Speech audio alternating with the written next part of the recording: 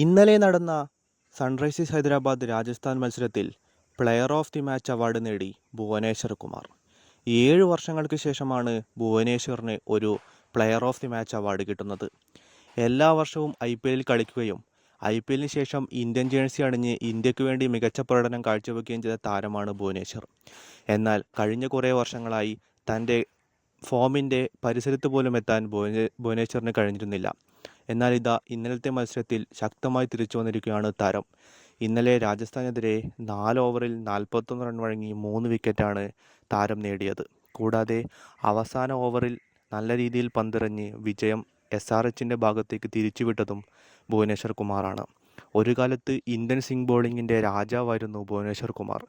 ഇൻസ്വിങ്ങും ഔട്ട്സ്വിങ്ങും കൊണ്ട് ബാറ്റ്സ്മാൻമാരെ വിറപ്പിച്ച bowler form out ആവുകയും ശേഷം ഇന്ത്യൻ ടീമിൽ നിന്ന് പുറത്താവുകയും ചെയ്തിരുന്നു. ഇത് മികച്ചൊരു തിരിച്ചുവരവാണെന്ന് തന്നെ നമുക്ക് വിലയിരുത്താം.